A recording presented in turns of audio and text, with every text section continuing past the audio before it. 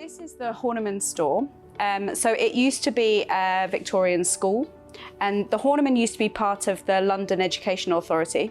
And so we used to store some things here whilst the school, some local schools used to use it for after-school activities. I'm Sarah Sinker. I'm the Object in Focus project coordinator at the Horniman. And as part of my role, we provide access to the stored collection in the form of tours or community groups coming in, and like this group on this occasion.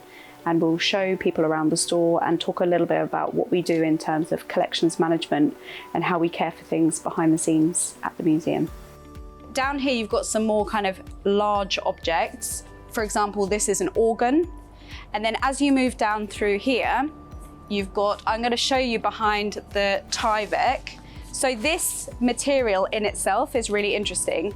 It's the kind of thing that, you know, at like a crime scene, that people will be wearing suits made of this, and it's because it repels like dust. But we use it in the same way, so it's waterproof as well. So when the ceiling leaks, which it often does, it protects it from water, protects the objects behind from water, but also it repels dust. It can be washed in the washing machine. It's really handy stuff and it doesn't rip. Come down this way. I'm going to show you our freezer now. My name is Johanna Zetterström and I'm the Senior Curator of Anthropology at the Horniman. So the students are here as part of the Reclaiming African History project, which is a project in partnership with UCL. They're here really to, first of all, see the stores and to understand a little bit about how museums like ours care for collections, how they store them, how they look after them, but also to have some inspiration for the projects that they want to be developing. So they've come quite early on in their projects. They're really thinking about and developing their ideas. And one thing that I really love about being a curator is being able to handle and see objects, because I think that really inspires the kinds of questions we ask. So we're providing the opportunity for them to come and do that here. It's really important for us to make sure that we are managing pests. Our main way of killing pests here, like carpet beetles and clothes moths and things that will eat the objects, is using this big freezer. So it goes the whole way down here. It goes down to -30. And if we bag things up like this and put it into the freezer, you can kill the insect down to the eggs in only like 48 hours. So it's a really easy way to kind of control the pests in our store. So anything that comes in new, or anything that's been on loan that comes back, or anything we find in the store that looks like it's being eaten, we put in here. There are some things you can't put in the freezer, like for example fossils, because the stone will just shatter, or like the material it's embedded in will shatter. And the same with like things with mother of pearl. A lot of like mixed media is difficult to freeze, but then we might just monitor it here. But it's so important because we can lose like whole objects through just like bad pest management. So it's something we keep an eye on all the time here. Let's go up. At the Horniman, we store the objects by object type rather than by country. So up here is all anthropology. Wherever you see like an orange label is anthropology. So the first few bays here are like personal adornment, so things like necklaces and belts and rings and things like that. And then within those categories, they're stored by country. So from a collections management point of view, I work in collections management, it's brilliant because you're storing the same type of object with other types of objects, so your packing is all kind of the same size.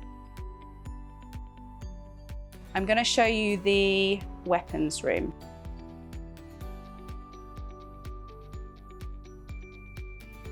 In here, you've got all different types of, I'm going to say weapons loosely. So you've got shields, you've got swords at the end, helmets, polearms, you've got some suits of armor here.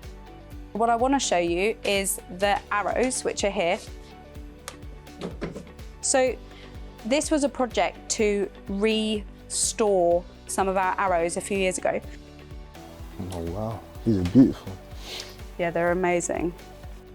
So if you're having an exhibition at the Horniman, for example, is it your job to find it, or is it your job to find it for her? Some of the curators are more hands-on than others. and it just depends kind of also what the priorities are of the Horniman at the time.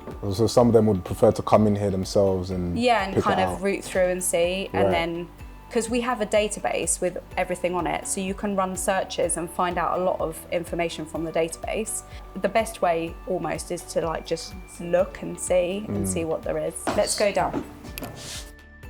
One of the things that's been a bit of an irony about my job over the years, my job title historically has been Collections Access Officer, very much focused on the stored collection, but actually the store is not the most accessible place and physically accessible place. And actually, because of the limitations in staff, we also can't always have like big groups here. And one of the things that I feel really passionately about is people coming and using the collection and seeing the collection that's in store.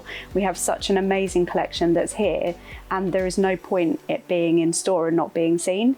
So it was really great having the group coming and the students looking at the objects and interacting and saying how they feel, and that really is kind of the point of why we're here. So that's, yeah, absolutely, more projects like that is what we'd like. The natural history collection is stored in many different ways, but this is the skeletal material in here. This is Patches, the dog.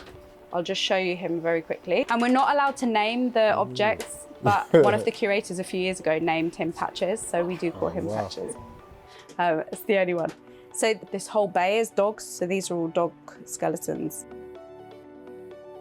We've been looking at different things for different countries, taxidermy, instruments, and different collections from Africa, like Nigeria and Uganda also, so yeah.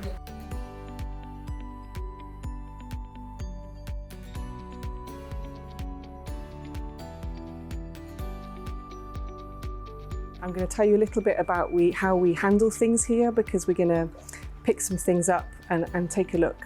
When we handle, we wear gloves. A lot of it is like procedure, protocol. It's also about just trying to handle things with a bit of care and make sure, you know, that you guys can come and see them, but then that people come after you can also come.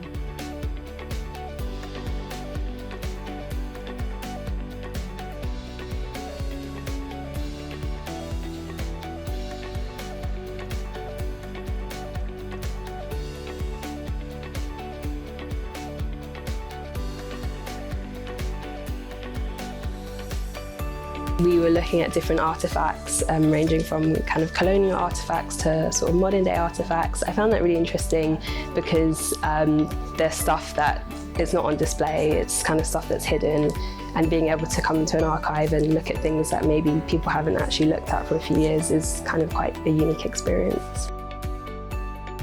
Holding some of the gold weights and actually feeling the different textures and how each one is a different currency, and like the weights are different. They all have like different meanings, so like it was really amazing. So yeah. I'll show you our database. This is how we find information about all the objects in the collection. So these are the objects that we've got out, some of them, not all of them. This is a piece for a horse. Yeah. So it's a bit of decoration for a horse. I've learned so much, like the people here are so knowledgeable, and they're kind of a wealth of knowledge. You can ask them a question and they'll answer it generally. And yeah, I think it's a really unique opportunity to answer open questions and to speak to curators and to speak to museum specialists that specialise in African heritage. In a museum like the Horniman, we say we're open for everyone, right? We're free, anybody can come in. Technically, anybody can come into the stores and see the collections. What I'm really hoping this project is an invitation for people who don't feel like our museum is a place that supports them, supports their needs, that creates a space for them to do the work they want to do. I really also hope that it inspires young people to think about museums and museum work as a place or something that they can do, something that they can kind of build a career in. The expertise that we bring into our spaces to curate our exhibitions, to produce the knowledge is incredibly limited. And the only way I think that our museums can survive, can be relevant, is to open that up. And I'm really hoping that this project inspires that it's a career for everybody, anybody can do it. For me, as a Caribbean person, it means kind of reconnecting with that African history that isn't kind of passed down in terms of like familial stories. So it's kind of reconnecting with my African roots and sort of uncovering my own interpretations of the African past.